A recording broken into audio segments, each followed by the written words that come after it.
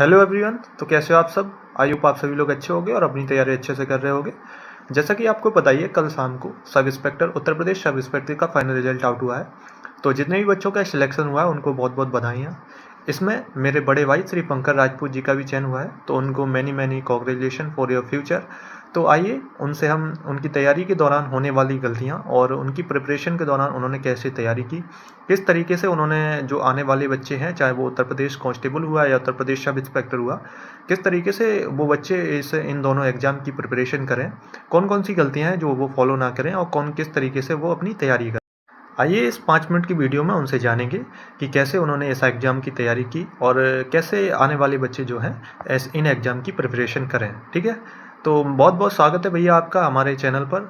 तो many first of all many congratulation for your आप उप निरीक्षक के पद पर आपका चयन हुआ है और बहुत बहुत बधाई आपको फ्यूचर के लिए। Most welcome the selection current की टीम और best wishes for your future.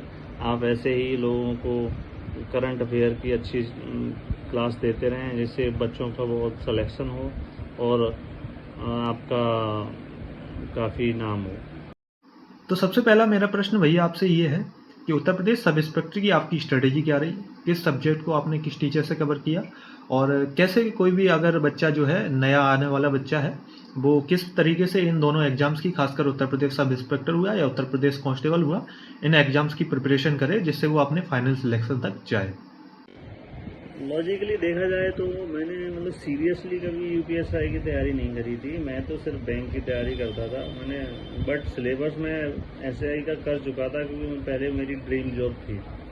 जब मैं मतलब 2020 में कोविड समय था तो उस समय मैंने यूपीएसआई का सिलेबस कंप्लीट किया था एग्जामपुर से। और बुक्स के बारे में कहें तो हमने मैक्सिमम PYQ में ज़्यादा ध्यान दिया क्योंकि लास्ट 2-3 मंथ मैंने यूपीएसआई की थोड़ा कंटिन्यूस तैयारी करी थी। इसमें मैंने बुक्स फॉलो करी थी यूथ कंपटीशन की मैक्सिमम PYQ, और मैंने हिंदी के लिए अमरनाथ सर को पढ़ा था। और मेरा रीजनिंग सब्जेक्ट जो है बहुत मतलब मैथ की तैयारी मैंने गगन प्रकाश सर से पढ़ी थी और ये करंट में डेली पढ़ता था। जब मेरा कहना तो ये है, जब आप किसी चीज़ की प्रिपरेशन करते हैं तो आप मतलब किसी चीज़ को रटने पे ध्यान न दो, बस उसको कंटिन्यू पढ़ो। रिपीट करने से चीज़ें ज़्यादा याद होती हैं। जैसे करंट के लिए तो आपको कई बार मतलब कंटिन्यू रखनी पड़ेगी, आप कंटिन्यू रखना पड़ेगा कि करंट डेली करंट पढ़ना ही है तो पढ़ना है। मेरी तो अभी आदत हो गई कि मैं करंट एक न्यूज़ की तरह देखता हूँ। करंट पढ़ने से क्या है, आपको न्यूज़ भी पता चलती है कि क्या हो रहा है देश दुनिया में। अब दूसरा क्वेश्चन भैया मेरे आपसे ये है कि प्रिपरेशन के दौरान ऐसी कौन कौन सी चीज़ें हैं जो हमें याद रखनी चाहिए, ऐसी कौन कौन सी गलतियां हैं जो हमको खासकर प्रिपरेशन हुआ या एग्ज़ाम के दौरान हमको नहीं करनी चाहिए। देखिए, तैयारी करने वाले दो तरह के बच्चे होते हैं। एक बच्चा होता है जो इनिशियली तैयारी शुरू करता है और दूसरा बच्चा होता है जो एक बार प्रिपरेशन कर चुका होता है, उसे अगर किसी वजह से उसे सफलता नहीं मिल रही होती है लेकिन बट उसको नॉलेज होती है। तो जो इनिशियली तैयारी करता है उस बच्चे के लिए मैं ये कहना चाहूँगा कि जैसे पहले तो जो बच्चा जिस एग्ज़ाम की प्रिपरेशन कर रहा है तो उसका सिलेबस देखो, डाउनलोड करो, फिर उस सिलेबस के हिसाब से पहले एक बार उस चीज़ की पूरी सिलेबस को तैयार करो। जब वो सिलेबस तैयार हो जाए, जैसे आपका पूरा सिलेबस कंप्लीट हो जाता है, तब फिर आप मैक्सिमम टाइम आप उस पर मतलब रिवीजन पे ध्यान दो। मॉक टेस्ट लगाओ, मॉक टेस्ट पे ज़्यादा ध्यान दो। फिर मॉक टेस्ट को एनालिसिस करना बहुत ज़रूरी है। जब आप एनालिसिस करते हैं तो उसमें आपको पता चलता है कि कमी आपकी कहाँ पे है। जैसे कुछ क्वेश्चन होते हैं जो आपको मॉक टेस्ट में नहीं हो पाते हैं, तो आप उनको नोट करो कि ये क्वेश्चन है हमसे नहीं हो पा रहा तो हम इसको रिवाइज करेंगे दोबारा। इससे क्या होता है, तो आपकी जो कमी होती है वो कंप्लीट होती है। और दूसरे बच्चे वो होते हैं जो प्रिपरेशन कर चुके होते हैं, उनका सिलेबस भी उस परीक्षा कंप्लीट हो रखा होता है, तो फिर उन बच्चों को मैं सजेस्ट करना चाहूँगा कि आप कंटिन्यू उसको आप रिवीजन पे फोकस करो, मैक्सिमम टाइम आप रिवीजन पे फोकस करो। दूसरा, मॉक टेस्ट पे ज़्यादा फोकस करो। और वही बात सेम रिपीट करना चाहिए, जब आप मॉक टेस्ट देते हो तो उसका एनालिसिस जरूर करो। ये नहीं कि आप मॉक टेस्ट दे रहे हो, अपने आप को देख रहे हो कि कितने नंबर आए, बस मॉक टेस्ट छोड़ दिया। नहीं, जब आप मॉक टेस्ट देते हो उसके बाद आप उसका मतलब जो क्वेश्चन आपसे नहीं हुआ उस क्वेश्चन को जरूर नोट करो, उसको दोबारा रिपीट करो कि इस क्वेश्चन हुआ कैसे।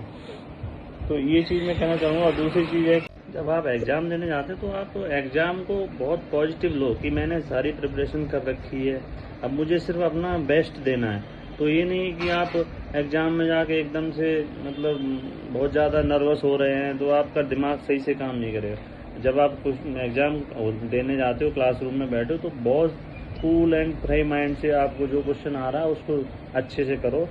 उससे क्या होगा कि आपकी एक्यूरेसी अच्छी रहेगी, और जो क्वेश्चन आपको नहीं आ रहा है तो उसको छोड़ने की प्रैक्टिस करो कि ये क्वेश्चन मुझसे कभी नहीं किया है तो मैं कैसे कर सकता हूँ। तो उस पर ज़्यादा समय बर्बाद करने की जरूरत नहीं है, उसको मार्क करो।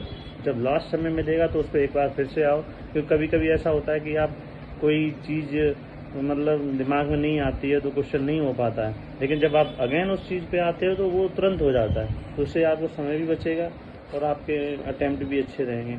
और अपने आप में कॉन्फिडेंस रखो और एग्ज़ाम को सही से अटेम्प्ट करो। मेरा अगला क्वेश्चन भैया ये है कि करंट अफेयर्स जो है कितनी इम्पोर्टेंट है, चाहे वो यूपी का एग्ज़ाम्स हुआ, यूपी ट्रिपल एससी का एग्ज़ाम हुआ या यूपी पीसीएस का एग्ज़ाम हुआ। खासकर यूपी के एग्ज़ाम जितने भी हुए उनमें करंट अफेयर्स का कितना रोल है, करंट अफेयर्स से कितने क्वेश्चन कैसे बनते हैं और किस तरीके से अगर हम एफर्ट्स डालें तो करंट अफेयर्स के भी question maximum to maximum solve किए जा सकते हैं। करंट अफेयर्स के बारे में थोड़ा बताइए। हाँ, वाकई करंट अफेयर का काफ़ी रोल है यूपी के एग्ज़ामों में। करंट अफेयर और यूपी जीके का बहुत ही बड़ा रोल है। आपको करंट अफेयर कहीं से प्रिपरेशन करने की मतलब ज़रूरत नहीं है, आपको करंट अफेयर डेली फॉलो करना होता है। आप करंट अफेयर एक न्यूज़ की तरह लो, आप उसको मतलब लर्न करने की कोशिश मत करो, बस सुनो, पढ़ो। जिससे क्या होगा कि आपके मेमोरी में वो चीज़ फिट हो जाएगी। आपको लगेगा कि आपको कोई चीज़ पता नहीं है। जब एग्ज़ाम में जाओगे तो आपको तो मतलब जब कंटिन्यू रिवीजन होता रहता है तो आपकी चीज़ें याद बनी रहती हैं। और जब आप एग्ज़ाम में जाते हो तो क्वेश्चन आपको समझ में आता है, ये क्वेश्चन ये मतलब इसका आंसर ये है। तो करंट अफेयर तो बहुत ही इम्पोर्टेंट है। आपको डेली ही सुबह करंट अफेयर पढ़ना चाहिए। कम से कम करंट अफेयर को डेली आपको 2 घंटे देना चाहिए, जिससे आप उस चीज़ को पहले तो रीड करें, पढ़ें, और जो चीज़ इम्पोर्टेंट टॉपिक हैं, कुछ जो पॉइंट्स हैं उनको लिखें। लिखना भी बहुत ज़रूरी है। करंट अफेयर में कुछ पॉइंट होते हैं जो लिखने पड़ते हैं। वो क्या होता है कि वो रिवाइज करने के काम आते हैं, और जब एक बार आप रीड कर लेते हैं और जब आप एक बार सुनते हैं या किसी चैनल से तो बहुत इफ़ेक्ट पड़ता है और करंट अफेयर आपको का इम्प्रूवमेंट होता है। द सिलेक्शन करंट की टीम ने भी मुझे बहुत गाइड किया हुआ है, और आप चाहें तो इनके लिए इनको भी फॉलो कर सकते, द सिलेक्शन करंट की टीम को फॉलो कर सकते हैं करंट पढ़ने के लिए। बहुत बहुत धन्यवाद भैया for giving me your valuable time and best wishes for your future. And बहुत बहुत धन्यवाद आप मेरे साथ जुड़े और आपने आने वाले बच्चे हुए, चाहे वो यूपीएसआई के हुए, यूपी कांस्टेबल के हुए, उनको गाइड किया। एंड बहुत बहुत धन्यवाद आपका। द सिलेक्शन करंट की टीम की तरफ से आपको बहुत बहुत धन्यवाद, बहुत बहुत मुबारकबाद। धन्यवाद।